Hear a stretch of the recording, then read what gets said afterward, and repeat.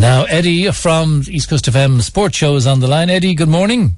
Good morning to you, Declan. Good morning. You're in a better area than Marlena was a while back. This story, as regards an injury, tell us what happened.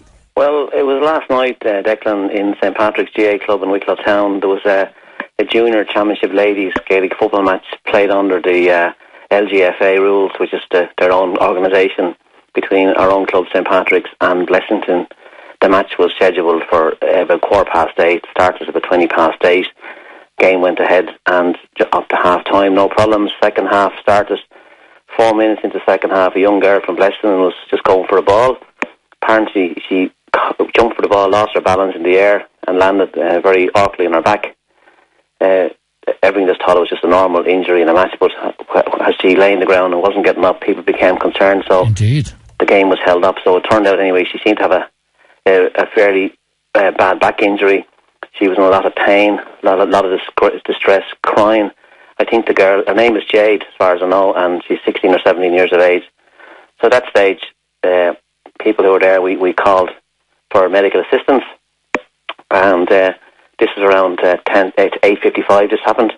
So at 9:10, I think it's called the first responder or the triage assist arrived, which is a gentleman. He comes from the local area in an ambulance, a small ambulance type thing. So then he obviously wasn't going to do anything else with the girl. He was obviously worried about spinal injury, you know. Yeah. So we then called, he must have called, the ambulance was called, and the ambulance was called from Naas in County Kildare. Jay, really? Over to Wicklow? Over to Wicklow. And the ambulance arrived around 10:15 or so.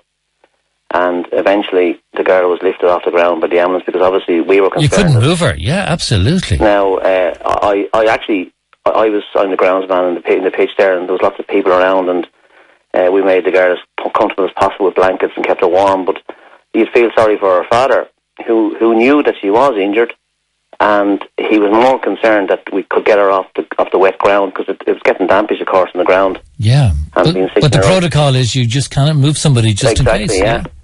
But as I spoke to Claire earlier on there, I know the girl was injured. But the concern we had was the length of time it took for the ambulance to come. So the ambulance was called at what, 8:20 or? No, the ambulance was called around 5 to 9. 5 to 9? Yeah, 5 to 9, yeah. And it arrived at? Wicklow Town around just after 10:10. Jenny, all the way from Naas. So yeah, all the way from Naas. And the guys in the ambulance, they couldn't be nicer. They're grand. Like, yeah. They're fantastic. The driver said he'd never been to this part of Wicklow before in his life. But just the point we were making was that there's a hospital in Wicklow, down on the Wicklow Town here.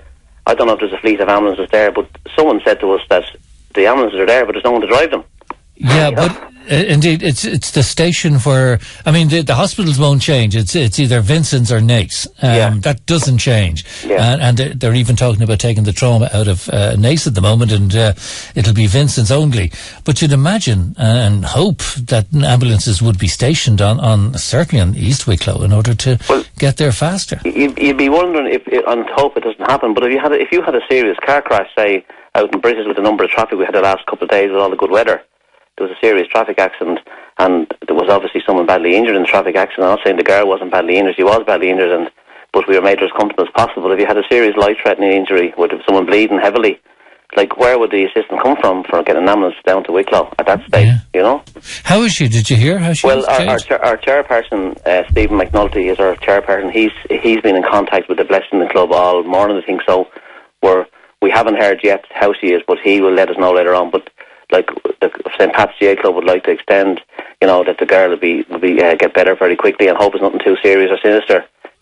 Absolutely, Eddie. Well, you keep us informed anyway, and we certainly take up that matter of the ambulance, where it has to come from on the programme next week. And the two lads were from Naas, and one guy was an English speaking guy, so he said it was his first time ever in this part of Wicklow. Yeah. So he said the next time he comes back, he hopes he comes back in better circumstances and takes in the weather. All right, well, we wish Jade all the best for that, and we'll follow up the story next week. Thanks, Eddie, for that. Thanks, Declan. Good morning to you. Thank you.